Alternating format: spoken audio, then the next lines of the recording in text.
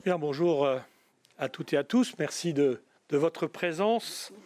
Je voudrais bien sûr remercier Bernard Gérard, vice-président à la métropole lilloise en charge des espaces publics et de la voirie, des infrastructures, de nombreuses missions très importantes dans nos communes de la métropole lilloise, accompagné de M. Monville, qui est le directeur adjoint du service correspondant. Je voudrais bien sûr saluer Dominique Alba, qui est directrice générale des ateliers parisiens d'urbanisme, qui va nous parler tout à l'heure des chartes des espaces publics. Je voudrais saluer bien sûr l'ensemble des maires et des élus ici présents de la métropole lilloise qui nous font plaisir d'être à cette réunion de débat et d'échange.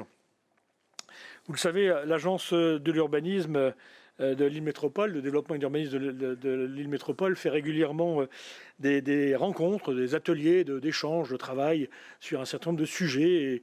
Aujourd'hui, nous avons décidé de donner une ampleur un peu différente d'habitude, puisque d'habitude ça se passe dans les locaux de l'agence. Et cette fois-ci, nous l'avons fait à la MEL pour une raison très précise, c'est que l'agence travaille de concert avec la métropole lilloise sur ces sujets depuis un certain nombre d'années.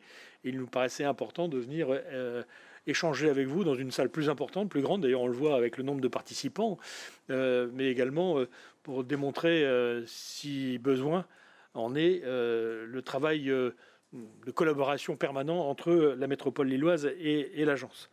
Ce sujet des espaces publics est un sujet qui traverse de nombreuses politiques publiques menées dans nos agglomérations et dans nos communes.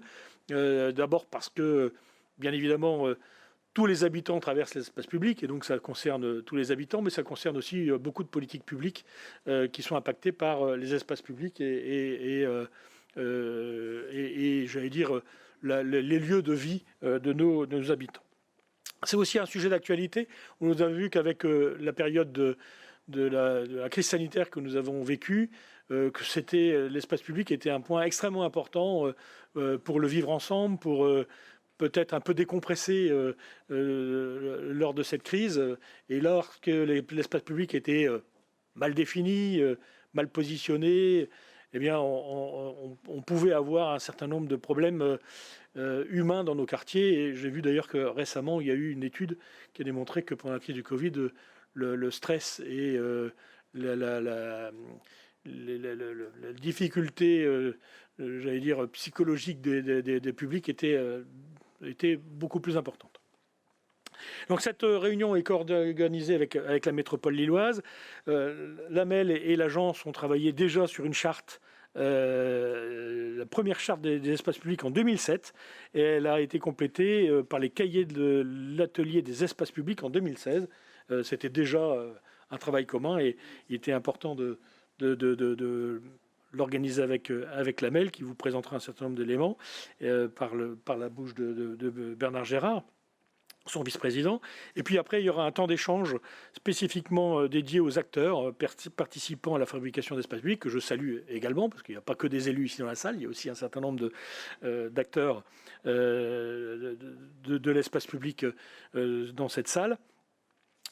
Ce sujet a également été travaillé également par le Conseil du développement de la métropole lilloise. Je voulais également vous en informer. Et d'ailleurs, je pense qu'il y a un certain nombre de membres du Conseil de développement qui doivent être présents dans la salle. Ils font des petits signes. Très bien. Ben voilà. Je ne suis pas sûr que tout le Conseil soit là, parce qu'ils sont nombreux. mais en tout cas, il y a un certain nombre de représentants. Et bien sûr, la charte des espaces publics qui va être établie et mise en œuvre, la nouvelle charte pour la MEL, ça bien sûr concerne l'ensemble des habitants, comme je vous le disais tout à l'heure. Avant de passer la parole à Bernard Gérard et à Gabriel Monville, je vais simplement passer la parole à Anna Belmaz, qui est la cheville ouvrière de cette rencontre au sein de l'agence, qui va vous présenter l'ordre du jour. Voilà, donc cette rencontre de l'espace public se déroulera donc en 3 temps.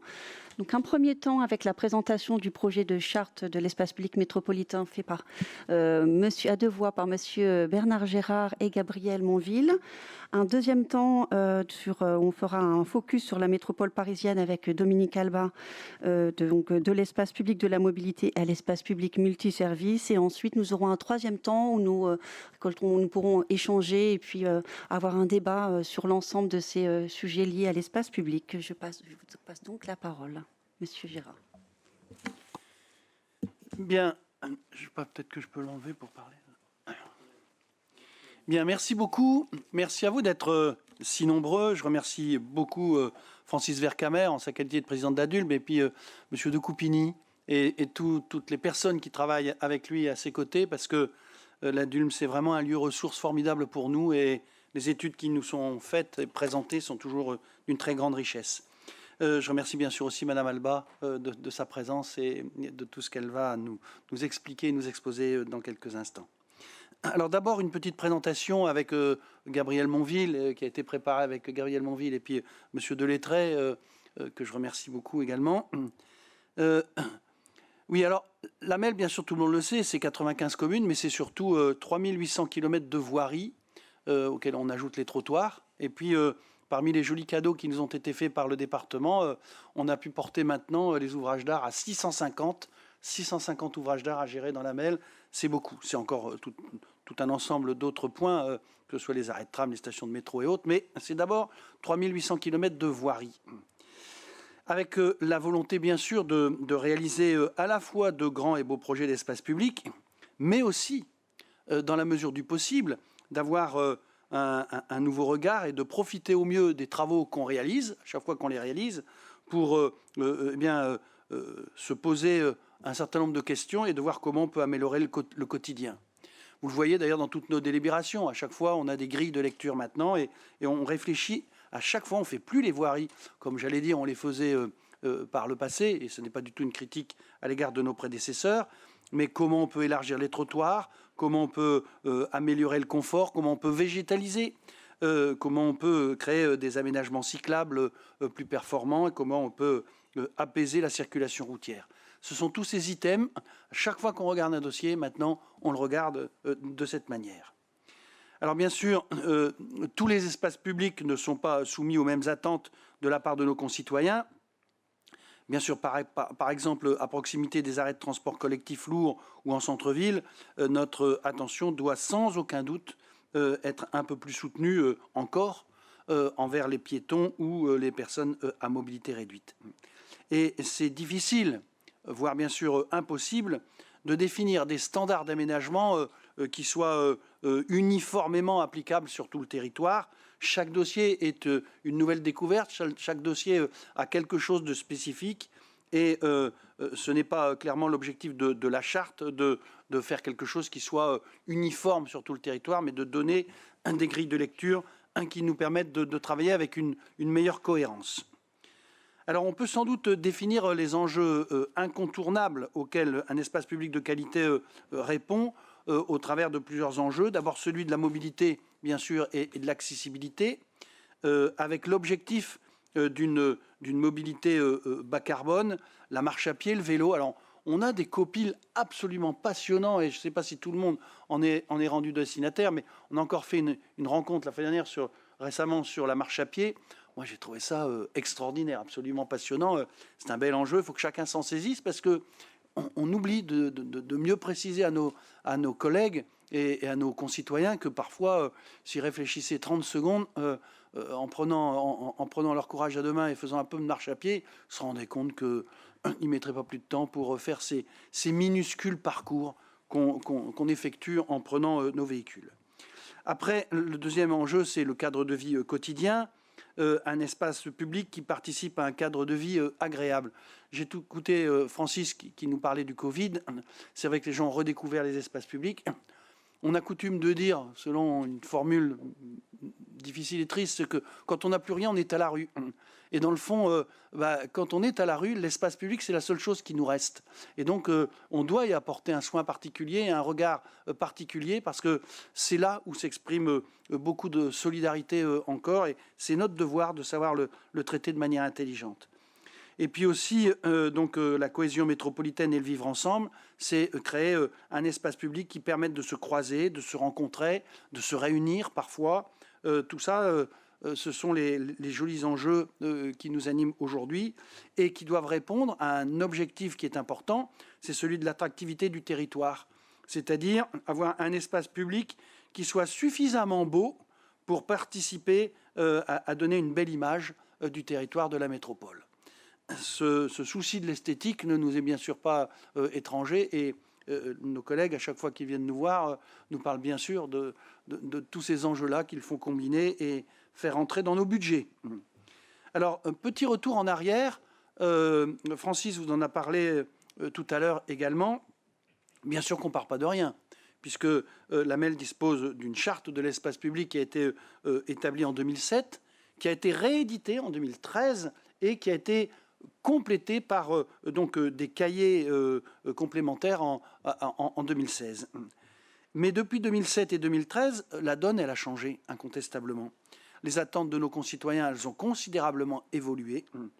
Nos connaissances aussi, elles se sont singulièrement améliorées en matière climatique, bien sûr, et environnementale. Et plusieurs documents cadres ont été adoptés plus récemment et parlent d'espace public. C'est les nouveaux documents que vous avez devant vous, avec à chaque fois tout un ensemble de nouvelles appellations, mais que ce soit le plus, bien sûr, le schéma de cohérence territoriale, le SDIT, le PCAET, etc., etc. Et puis, il y a un point sur lequel, bien sûr, moi, je souhaite, comment dirais-je, que la charte de l'espace public nous soit utile au quotidien pour les projets sur l'espace public. Un projet d'espace public, c'est quelque chose qui se décide dans nos conseils municipaux avec la démocratie représentative, mais c'est bien sûr aussi quelque chose qui se construit dans le cadre de la démocratie participative, et les représentants du Conseil de développement ne me diront pas le contraire. On avait beaucoup travaillé ensemble avec un grand plaisir de ma part dans le précédent mandat, et je les remercie de leur présence. C'est vraiment établir un dialogue de qualité entre la MEL, entre la commune, entre tous les acteurs de la démocratie participative, parce que on a des compétences qui sont incontestablement d'abord imbriquées entre la MEL et la commune, et que donc c'est comment on règle le curseur et comment intelligemment on peut régler tout ça. Et puis bien sûr toutes les associations et les organismes qui sont partie prenante. Je citais le conseil de développement, mais dans nos communes, on a des conseils de quartier, on a le milieu associatif. Et si on veut vraiment réussir, nos dossiers, ce sont des diagnostics en marchant, c'est des rencontres sur l'espace public avec les riverains qui nous permettent qu'on se rencontre et que les gens comprennent ce que l'on veut faire. Voilà, donc je souhaite bien sûr que cette charte soit un document utile au dialogue entre la MEL et les communes, qu'il définisse clairement et simplement d'abord, parce que si on veut vraiment que ça marche, il faut bien sûr définir d'abord quelle est notre ambition, l'ambition que nous avons pour l'espace public de la MEL. C'est très concrètement aussi définir une méthode de travail. Parce que si on définit une ambition, derrière, si on n'a pas une méthode de travail qui a posé d'abord un diagnostic sur la situation avant le projet, qui définit clairement le niveau d'ambition à accorder à chaque enjeu, on n'arrivera pas à savoir exactement ce que l'on doit faire, parce que tout nécessite une évaluation. Éviter, réduire, compenser, c'est quand même les 3 maîtres mots qui nous animent à chaque fois que l'on réfléchit à ces enjeux et qui nous permettent d'apporter, je l'espère, une réponse de qualité. En tout cas, c'est le dossier, c'est le problème qui préoccupe le plus les élus que nous sommes. Quand je vois la préparation de notre PPI, je vois à quel point les idées ne manquent pas et que ces idées, il faut essayer de les ramasser dans un document qui soit cohérent et qui rencontre nos capacités budgétaires. Voilà. Donc, on essaye de travailler sur ce sujet depuis 2 ans. On arrive maintenant à la porte du Conseil de la MEL pour voter une délibération. Et donc, voilà, on en est là. Pour autant, il y a beaucoup de choses qui sont d'ores et déjà en route. Je vais maintenant passer la parole à M. Monville qui va poursuivre nos explications. Bien, merci, Monsieur le Vice-président. je vais rentrer un petit peu plus dans le cœur du projet de charte tel qu'on a commencé à l'écrire. On a défini 4 grandes ambitions, en tout cas que l'on propose pour cette charte, qui se déclinent en tout en 12 enjeux. Et l'idée, en tout cas, c'est que ce document-là nous constitue une espèce de grille qui soit voilà, déjà un support de travail en interne mail, mais aussi dans les discussions, beaucoup avec les communes, en fabriquant, en concevant les projets, voire plus largement avec le milieu associatif. Et que du coup, cette grille nous permette de définir pour chaque projet quels sont les enjeux qui sont plus importants. L'idée, c'est surtout pas de dire que tous les projets de la MEL, à partir de l'adoption de la charte, vont être les meilleurs sur tous les enjeux. L'idée, c'est bien de dire, on passe chaque projet au travers de cette grille pour dire quels sont les enjeux les plus importants. Et du coup, on a fait le travail d'essayer de définir quels sont les 12 enjeux déclinés en 4 grandes ambitions au travers desquels on a envie de voir passer tous les projets. Puis je vais vous les passer en revue assez rapidement, tous ces enjeux. Donc les 4 grandes ambitions qui sont déclinées après, c'est bien... je vais les passer au fur et à mesure. La première grande ambition, c'est améliorer le partage de l'espace public. Évidemment, en faveur d'une mobilité carbone, c'est bien l'idée que on arrive au travers des projets à rééquilibrer les différents modes de déplacement dans l'espace public et aussi donner envie de marcher et d'utiliser les modes actifs. Monsieur Gérard tout à l'heure faisait référence à des travaux qui sont menés en interne de la MEL en ce moment, en préparation du plan de mobilité, qui montrent que la marche à pied a tendance à baisser sur le territoire métropolitain. Donc c'est un vrai enjeu au travers de nos espaces publics, essayer de redonner envie aux gens de marcher pour toutes les raisons qui sont faciles à deviner, que je ne détaillerai pas ici. Et du coup, derrière cette grande ambition à améliorer le partage de l'espace public, on a identifié 4 enjeux. Le premier, alors on l'a intitulé là, ville apaisée. On aurait peut-être pu dire, hiérarchisons les réseaux et apaisons effectivement la ville, pour dire, en tout cas dans les tissus urbains, dans les petites voies, faisons en sorte de redonner à la circulation automobile une place parmi les autres modes de déplacement. Deuxième grand enjeu, la mobilité piéton, je l'ai évoqué rapidement. Aussi la mobilité cycliste, puisque là aussi, le plan de mobilité, vraisemblablement, affichera des objectifs ambitieux en matière de cyclables. Et puis c'est un objectif fort du mandat, de réaliser des aménagements cyclables. Et enfin, quatrième enjeu sur cette ambition d'améliorer le partage de l'espace public, c'est la mobilité des transports en collectif, très important à l'aube de mettre en œuvre le SDIT. Deuxième grande ambition que je vais exposer, on l'a intitulé « Garantir la résilience du territoire ». L'idée, c'est bien effectivement de faire en sorte qu'au travers de l'aménagement des espaces publics, on participe à l'adaptation du territoire au changement climatique. Je le détaille juste un petit peu derrière. Avec derrière cette idée-là, 3 enjeux. Un, la gestion de l'eau, qu'on arrive à gérer au maximum l'eau au plus près de son point de chute, à la fois pour éviter les débordements de réseau, mais aussi pour recharger les nappes, ce qui est un point très important. Renforcer la présence de la biodiversité et du végétal, qui est aussi une préoccupation très importante aujourd'hui, d'ailleurs présente dans beaucoup de programmes municipaux. Voilà. Et puis enfin, toujours cette ambition de garantir la résilience du territoire, on a mis les matériaux éco-responsables, donc tout ce qui est utilisation, recours à des matériaux recyclés. Troisième grande ambition, qu'on a intitulée « Intégrer tous les usages et les usagers », donc avec l'idée que derrière cette grande ambition, on vise le confort d'usage et l'accessibilité pour les usagers, mais aussi qu'on se dise bien, quand on aménage un espace public, qu'on ne l'aménage pas pour les 5 ans qui viennent, mais plutôt pour les 40 ans en règle générale. Donc qu'on essaye de faire en sorte que les usages puissent s'adapter au fil du temps sur un même espace public. Donc derrière cette grande ambition-là, on a retrouvé à la fois l'idée de mobiliser la participation des usagers. On a mis aussi une idée qui est peut-être plus récente dans nos pratiques, qui est le recours à l'expérimentation, alors qu'on a beaucoup développé au travers des coronapistes lors de la crise sanitaire, mais qu'on a pu aussi développer postérieurement à cela et sur d'autres sujets. Voilà, c'est pour la petite histoire, la charte de 2007 était assez marquée par la capitale européenne de la culture. La charte de 2022, elle risque d'être, au travers de cet enjeu-là, marquée par l'année capitale mondiale du design. Et puis enfin,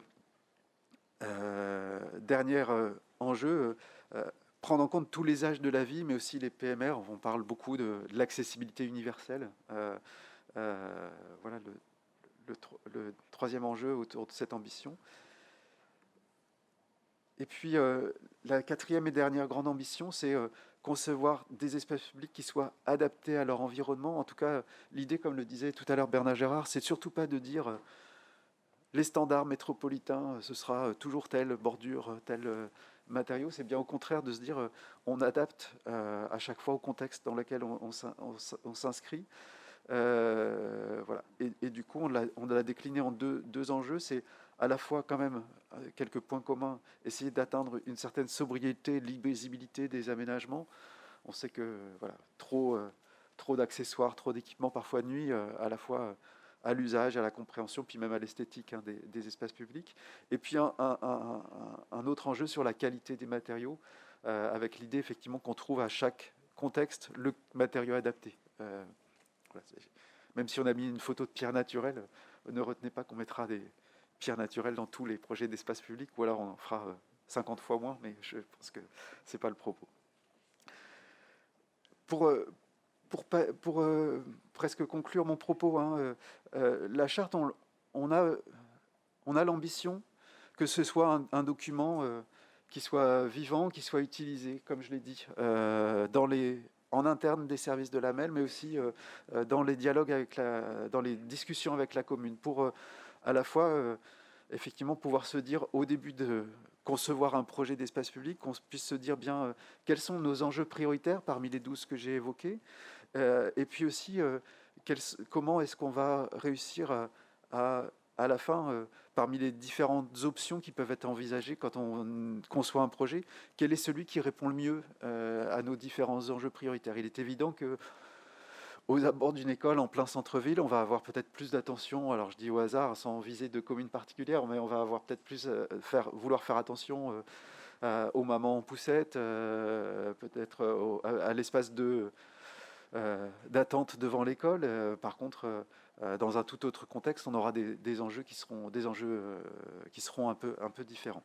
Donc, et du coup, cette charte, on l'a imaginée à partir de fiches types, chacune portant sur un enjeu. Fiche type qui est déclinée de la façon suivante. Premier, un petit constat à l'échelle de la métropole qui dit juste pourquoi est-ce que cet enjeu-là il est important dans la métropole de végétaliser, la place des PMR, etc. Deuxième partie qui fixe quelques engagements de la MEL et des communes membres sur cet enjeu-là. Alors c'est forcément le travail il est en cours et puis il sera très scruté. On le travaille avec quelques représentants des communes. Voilà, typiquement, quand on abat un arbre, on cherchera à le compenser. Voilà, un enjeu un engagement assez simple qui pourrait être écrit. Et puis enfin, comment on traduit de façon opérationnelle ces engagements avec effectivement l'idée qu'on puisse derrière chaque enjeu mettre un indicateur qui nous permette de dire à la fin est-ce que le projet il répond bien à ces enjeux prioritaires. Je termine par le calendrier. Alors, petit clin d'œil à Monsieur Gérard qui signait un document là sur la photo. En tout cas, l'idée, c'est bien que si on a réfléchi aux mots qu'on lui donnait, on souhaiterait l'appeler charte pour que ce soit vraiment un document, comme je l'ai dit, de travail et puis qui soit pleinement partagé avec les communes. C'est pour ça qu'on veut vous faire une première présentation, même si elle est très courte aujourd'hui. On a l'ambition qu'en fin d'année, on puisse transmettre aux communes une version 1.0 ou alors 0.1 de la charte, en tout cas une version un peu martyre pour dire que toutes les communes puissent réagir s'il y avait quelque chose qui serait à corriger, et puis qu'elle soit approuvée par le Conseil métropolitain en début d'année. On vise plutôt le Conseil du mois de février. et puis que l'année 2002 soit à la fois l'année de la diffusion. Il faudra sans doute faire un peu la promotion de cette charte, l'appliquer, et puis si besoin, si au fil du temps on se rend compte qu'il y a des petites choses à corriger, on pourra, l'idée c'est que ce soit un document vivant, et s'il faut corriger des petites choses, on pourra le faire assez facilement. Voilà. Et du coup, effectivement, je conclus mon propos en disant que l'idée, c'est bien que ce soit un document qui soit délibéré par l'AMEL, à peu près synchro dans son adoption par rapport au PPI voirie. PPI voirie adopté en fin d'année, charte plutôt en début d'année prochaine. Un document qui soit pleinement partagé avec les communes, voire signé, en tout cas, on l'imagine bien comme tel. Et puis, l'idée, c'est bien qu'on ait un document socle. Alors, on le rêvait court, il sera peut-être un petit peu plus long que ce qu'on imaginait au départ, mais un document socle qui soit assez court, et y compris dans son planning de rédaction. Et puis, au fur et à mesure du temps, on pourra l'augmenter à partir de guides. Certains existent, guide de l'arbre dans l'espace public, il existe. D'autres qui seraient peut-être à construire dans les années qui viennent. On aura encore des sujets de collaboration avec les communes et avec l'Agence de développement et urbanisme sur ces sujets-là.